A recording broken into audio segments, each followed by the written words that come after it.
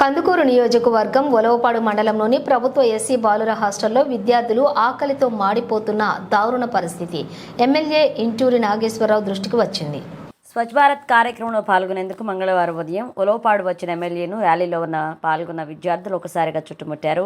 తిండి వస్తువులు సరిగ్గా లేక అల్లాడిపోతున్నామని ఊపికి వస్తున్న కన్నీళ్లు దిగకుంటూ ఎమ్మెల్యేతో తమ బాధ చెప్పుకున్నారు. ఇక వారు చెప్పేంత విన్న తర్వాత అక్కడి నుంచి ఎమ్మెల్యే నేరుగా హాస్టల్కి వెళ్ళి అణువణువు పరిశీలించారు. హాస్టల్లో చాలా రూమ్లకు, టాయిలెట్లకు తలుపులు, కిటికీలేవు. వంట చేసే దగ్గర టాయిలెట్లు మొత్తం కంపు కొడుతున్నాయి. హాస్టల్ భవనం స్లాబ్ పెచ్చులు ఓడిపోయి శిథిలావస్థలో కనిపించి తమకు తిండి సరిగ్గా పెట్టడం లేదని, ఉడకని అన్నం, నీళ్లు అలాగే పచ్చళ్లతో సరిపెడుతున్నారంటూ విద్యార్థులు ఎమ్మెల్యేకి ఫిర్యాదు చేశారు. కందుకూరు ఎస్సీ హాస్టల్ వార్డెన్ ఇక్కడ ఇన్ఛార్జిగా పనిచేస్తూ అప్పుడప్పుడు మాత్రమే వచ్చిపోతుంటారని విద్యార్థులు ఎమ్మెల్యేతో చెప్పారు.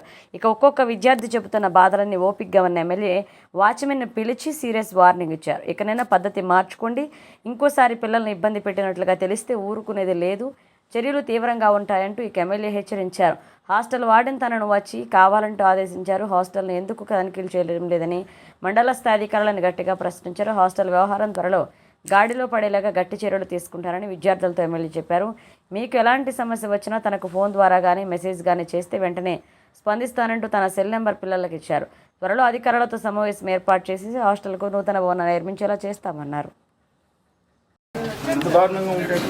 కనీసం రెస్పాన్సిబిలిటీ ఉండాలి. 40 మెంబర్స్కి 2.5 kg పెడుతున్నారు సార్ చికెన్. అది వీక్లీ ఉంటాయి.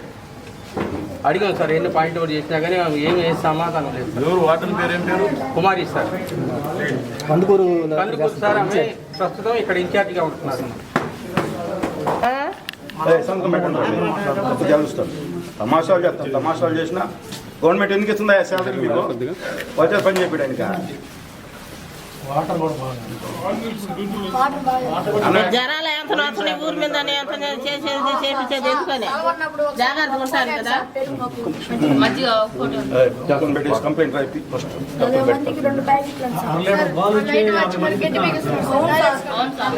మా దగ్గర వచ్చి సంతకాలు పెట్టించుకుంటారు. ఇంతమంది పిల్లలు ఉన్నారు, అంతమంది పిల్లలు ఉన్నారు, ఇంకా జేబులు లేని సరిపోలా. ఈ వయసు వచ్చింది.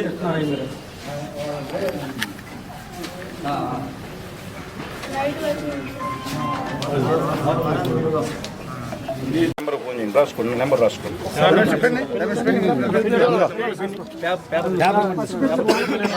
పేపర్ మీద రాసుకోండి.